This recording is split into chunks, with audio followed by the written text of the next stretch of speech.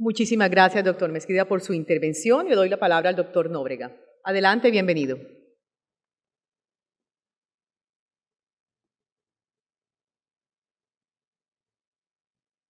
Buenas tardes. First of all, I need to apologize because I don't speak Spanish. I could try in Portuñol, but my Portuñol is awful. So I will do the presentation in English. Sorry for that. Saying this, I need to say that I am glad to be here. Thanks to Guillermo and Santiago Montenegro for the invitation. It's his fault because you need to listen that in English, not in Spanish. I will talk just a little about the Brazilian system and how Brazilian pension system and how it's set, and about the Brazilian reform that's put in place nowadays. My name is Lucas Nóbrega. I am the CEO of Bayer Pension Fund in Brazil, but I'm not here as Bayer Pension Fund CEO. I'm here as ABRAPP director. ABRAPP is the Brazilian Pension Fund Association. Stands for more like the Asofondos here in Colombia. And we organize all the pension fund system in Brazil. So that's are my topics. I will explain just a little about the Brazilian pension system, the Brazilian pension system reform, how the pension funds are organized in Brazil, and the challenges and trends. Just to start, we have an FX information here. We have my presentation is all the data is in Brazilian reais. So to get a sense of how it is tangible, just split the numbers for 4, and you have the currency in dollars. And that are the basic economic data of Brazil nowadays. Is put in place by Banco Central do Brasil, Brazilian Central Bank, and you have the major economics indicators here. So you have the inflation rate nowadays in 4%, 3.9 for this year. That's awesome for Brazil. Brazil had a historic of huge inflation. We had some periods until 94 with inflations bigger than 1,000 per year, and then with Brazilian reais, we put the inflation on the target and start to have more decent inflation rates. And in the recent years, we had the problem with inflation during the Dilma second mandate in Brazil, and then she was impeached, and now we had the Temer as president, and he back the economy in place, and we have now, again, decent inflation rates. And we expect to have this for the next years also.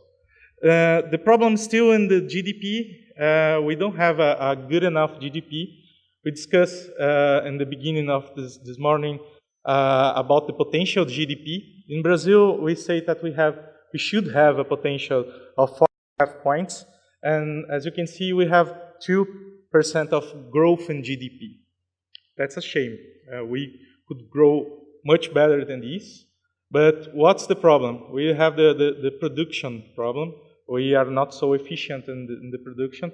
So we need to change this for the coming years. And also, we have a huge debt in Brazil. And part of this huge debt is caused because the pension fund system deficit. Okay? For exchange rate, we expect that the fell just a little bit. We had nowadays 3.87, and we hope to the end of this year will be 3.7, because now is because all the discussion about the trade war in China with China and the US and the Brexit, all of this is affecting our currency. Also, the problems with the reform.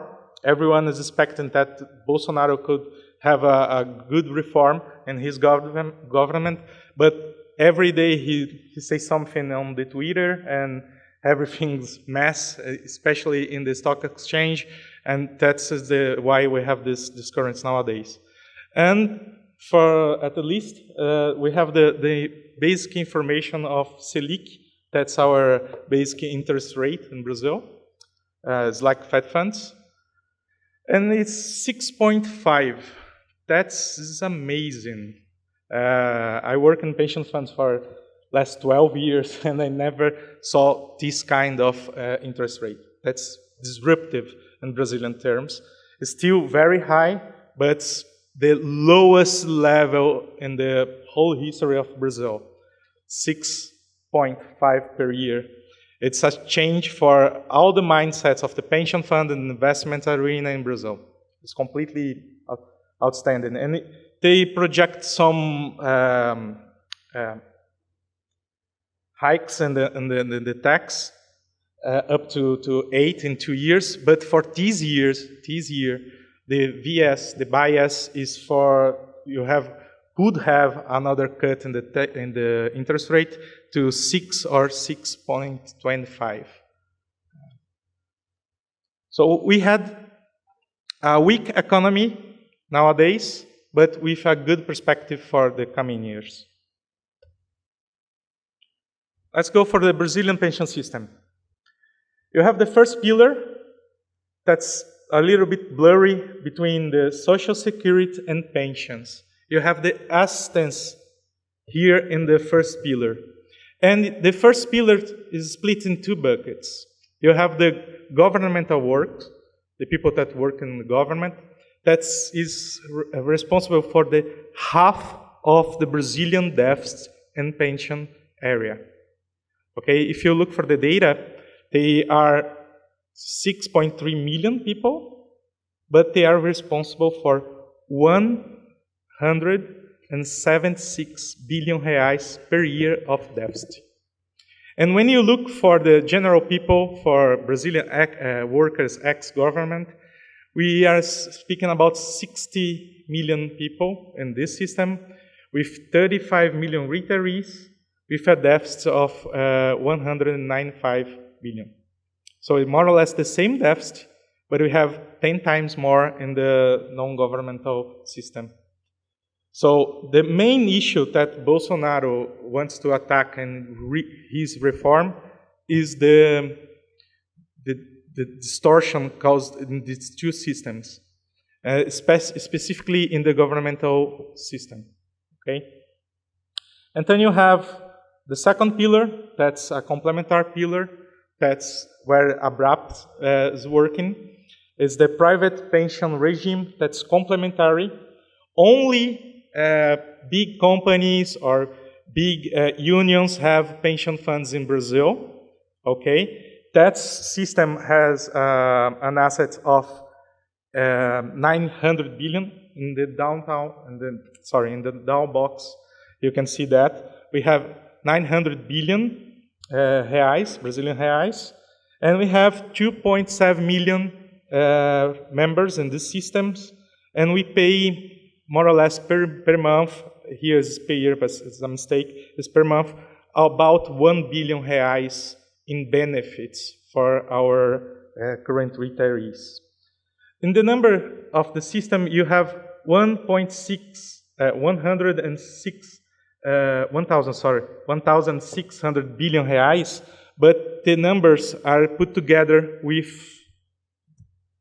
the open pension funds.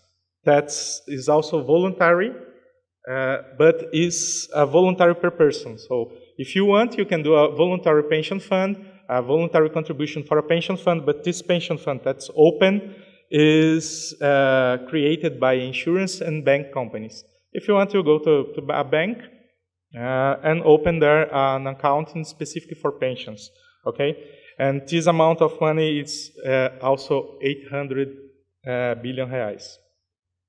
But these systems, the open system, you don't see any retire in this system. So not any, but you see few retirees in these systems.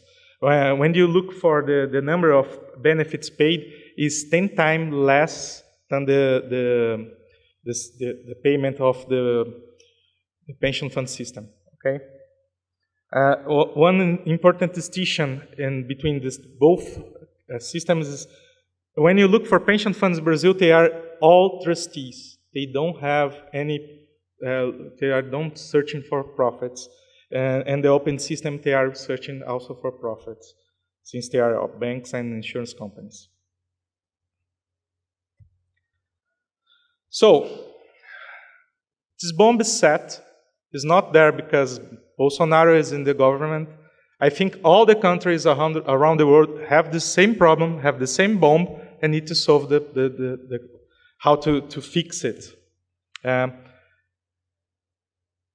You will see, maybe not Colombia and other countries that already did the strategic reform, but the countries that have the pay-as-you-go system will have to face this problem, if not in this year, maybe in the coming years. Why? It's a demographic problem all around the world. You have, like in Brazil, the same graphs, but with different data, sorry. When you look here, you have in Brazil a birth rate nowadays of 1.8 is not sufficient to keep the population. So we have, every day in Brazil, less kids than that's enough to keep the same amount of the population. And why we have less kids? Because it's really expensive to have a kid in Brazil. I think it's any part of the world, but in Brazil it's also expensive. You have less children per couple, and you have new family arrangements. Even couple that don't want to have kids, and you have another forms of couple, okay? The equilibrium rate for Brazil would be 2.1, so we have like 0.3% less than necessary. When you look for this graph, it's showing the aging in Brazil per year. And the shape of the graph used to be a pyramid. And as the years is going, you see that the graph has become more in a format of a barrel. And the pessimists said that's a grenade and somehow will explode in the future. That's the main reason. We have, in 2060, 30% of the population in Brazil will have more than the 65 years old. So we have a very old population. We have a lot of actuaries in Brazil that say that Brazil is the country that the population is going older quickly in the world. So Brazil is going older much more fast than Europe did. They had a lot of years to stay in this shape of the demographic curve, and now Brazil is going very fast with this kind of shape. And you have the longevity issue. It's not an issue, it's a gift, live longer, but you need to be prepared to that. In Brazil nowadays, you have like life expectancy at the age to retire, like 60. You have 83 years to life expectation. In 2070, in 60, sorry, will be 87. So we have a gain of life expectancy every year. So you live longer, and you need to contribute more for this, or even do a change in the system. And we have the labor market. Labor market is also an issue. You have a lot of informal work in Brazil. That's the data that's given by the governmental agents. So you have 54% of the population in the formal work. That's not true, because that's only the population that are researched by the governmental agents. So you can expect that this number is really small. If you took all the population in Brazil, that's between the 14 years and 65, this data will show something like 24% of the population has formal work. What it means? You have a lot of informality. You have a lot of people that don't have contributions for the first pillar. So you have this kind of problem with huge deficits in the end of the day. And we have a new trend, I think, all around the world. That's the new work arrangements. You have a lot of people that don't want to stay in a company or in a work for lifelong. They want to change. or they want to be, I like the term, the Uberización. So you see a lot of self-employees in Brazil, and that's a kind of thing, and how you will provide pension for these people. It's a huge, huge question. You have another issue, that's the income distribution in Brazil.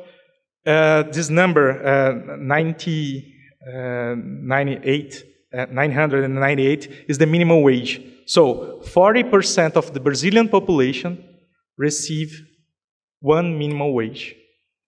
And the second scale in the graph show 55% of the population receive between the minimum wage and 5,800 reais. What it means? That's the ceiling of the first pillar. So I can say that 95% of Brazilian population receive less than the first pillar of the pension fund system.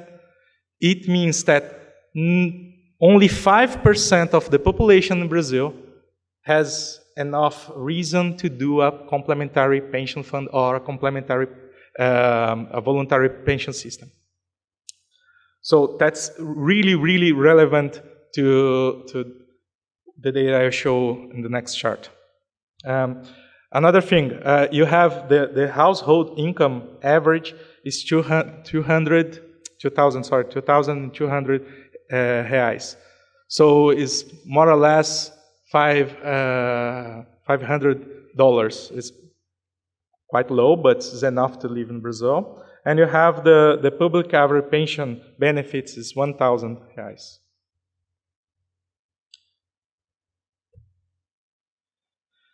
All this data result in this chart. Okay, you have in Brazil 12% of GDP in debt of the public pension system, and you have a population that's not too old. If you look for Brazilian expenses, we are in the same level of Argentina, Poland, Finland, but they all have elder population than Brazil. If you look for the same level of elderly population of Brazil, you have a system like Mexico and Colombia that expands 2 and 3% of the GDP and pension funds. That data is from OECD, so it's amazing. So not amazing for the good reason, but for the wrong reason. So Brazil is completely out the trend of the expenses in pension funds. So that's the bomb. How Bolsonaro will fix it, how the government will fix it. So the main proposal of this reform is to do a fair and equal treatment for all the Brazilians. Because you have two different systems in the first pillar, two different baskets. If you are a governmental worker, if you work for the government, you have your life done because you can earn a lot of money when you retire. To give an example, if you work for the Supreme Court of Brazil, you will earn 34,000 reais per month, and when you retire, you will retire with the benefit of 34,000 reais. So you will keep the same amount that you receive during your work, when you were working. They try to beat on that, and they try to put some more fair treatment, who earn less, pay less. They want to ensure the sustainability of the system, improve social protection, and guarantee the vested rights. So they will not work or reform the past contribution, and they will do the separation finally between the social assistance and the retirement. So today we have a pay-as-you-go system, and this, as I showed, the ceiling is 500 reais, 5,800 reais, and is financed both by the employee and the employer. okay?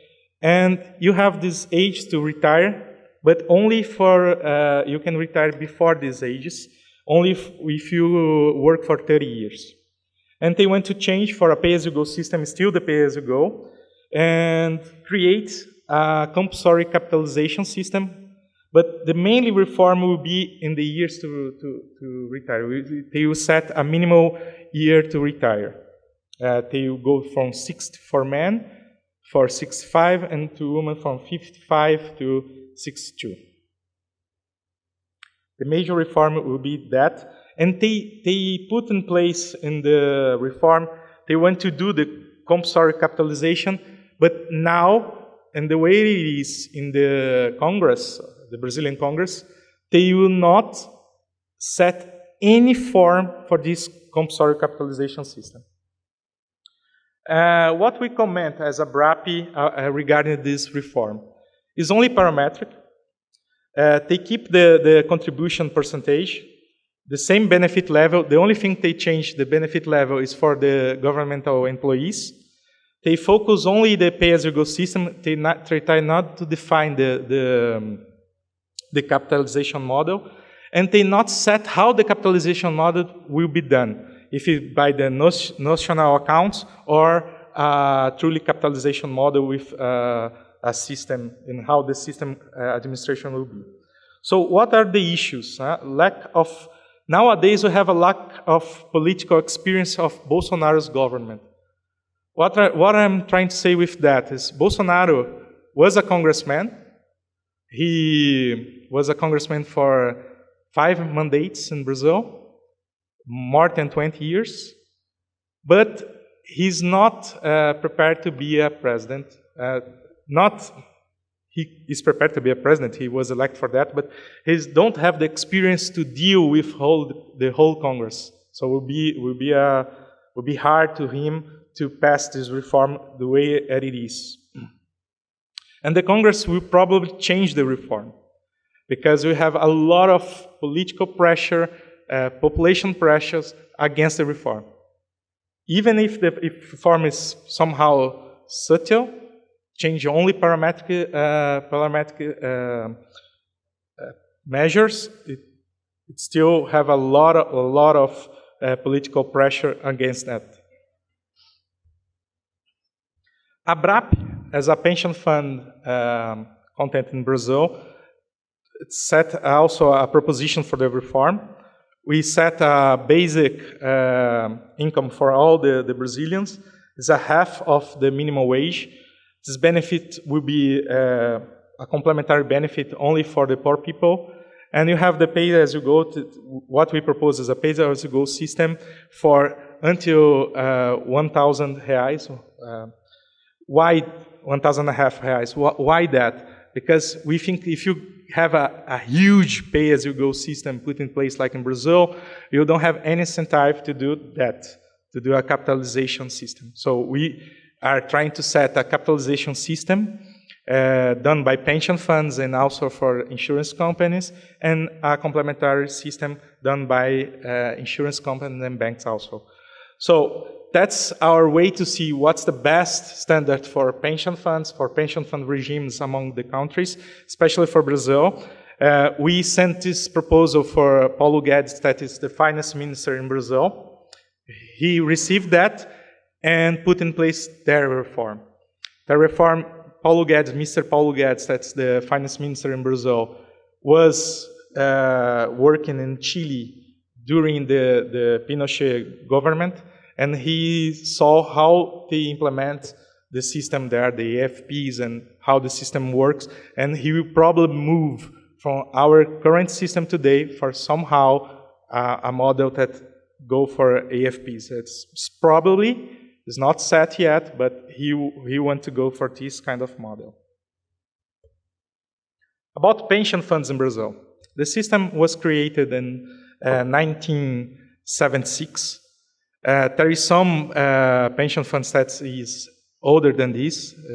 The first pension funds created in Brazil was in the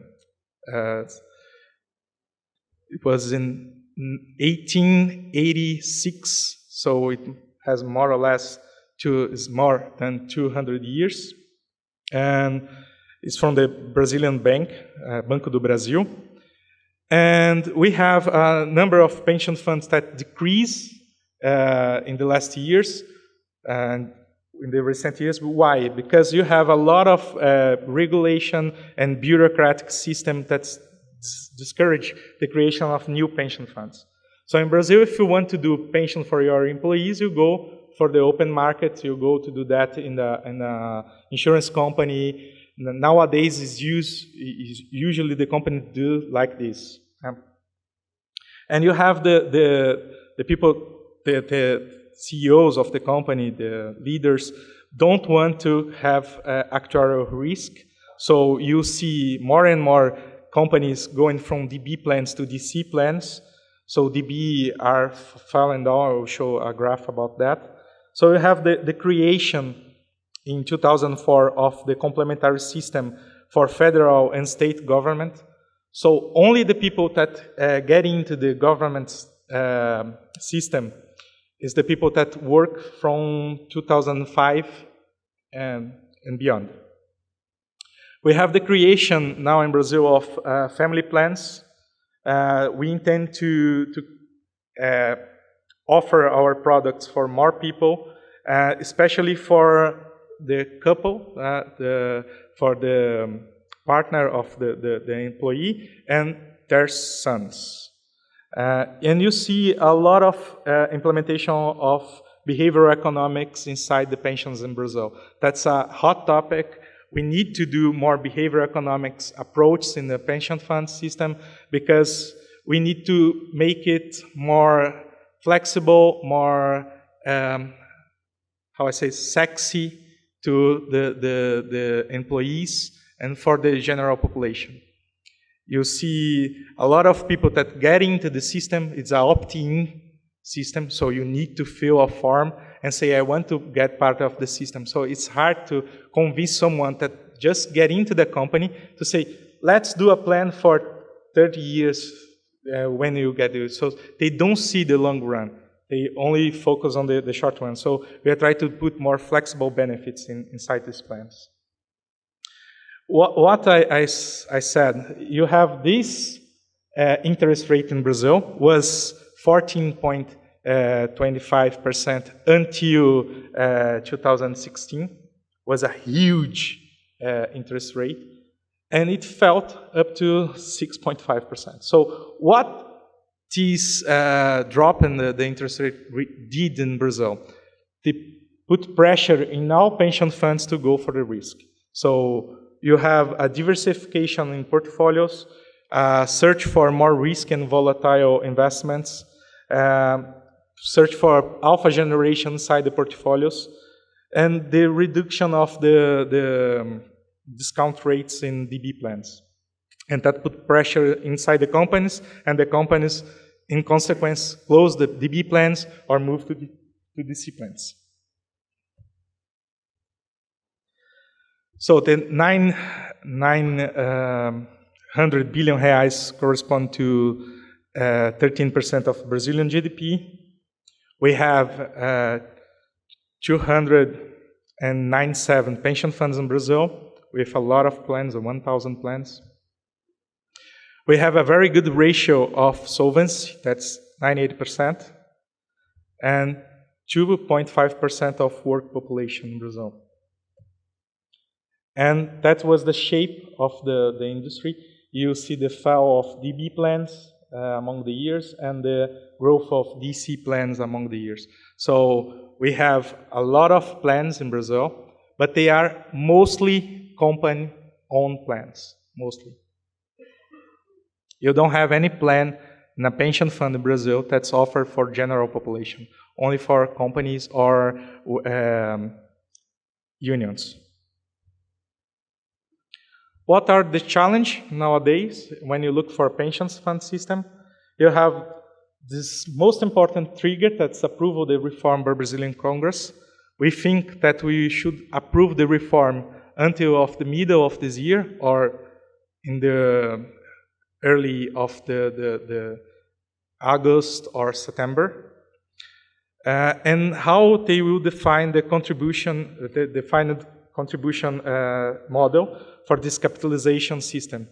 And there is not set yet, and they probably will set that only in the second semester of this year or in the first semester of the next year. So they will start this, they will try to don't put the definition of the capitalization model inside the proposal, because they will not put that on the Constitution. So they don't need to change the Constitution each time they want to change the capitalization model on the capitalization law. And the pension plan, in the pension plan area, we try to increase the population covered by the pension plans with the family plans, with new benefits. So we have adoption of fiscal incentives. We are trying to pass in the Congress some more incentives for the pension plans, because nowadays you have only a small tax deduction if you contribute for a pension fund. We want to improve that. Only part of the population can really deduct have this tax deduction. Only the rich ones. You have the middle class that contribute for pension plans but don't have any gain with these tax deductions. So we need to change that to incentivize more pension funds. And we start the adoption of behavioral economics. A hot topic is also automatic enrollment. We need to set an automatic enrollment system in Brazil. We don't have this opt-in. Should be an opt-out. It will be much more easier to have an opt-out system. And we have these new arrangements of pension plans with family plans, with flexible benefits. So it's very, very interesting, because you can incentivize the people to have these pension plans for their kids. So you can have a pension fund nowadays in Brazil, in some pension funds and some entities that offer these family plans. So you can set a pension plan for your kid and give as a present for him or for her. And when they become an adult, they can use the pension fund to pay the university. So we saw that in the US and bring for Brazilian system. I think that are the topics I want to explain. If you have any question, you can send by me to email or even get in contact with my cell phone. I try to answer that in Spanish or in Portuguese, because it will be much more easier for you and for me. I hope you enjoyed the presentation. Thank you. Muchas gracias.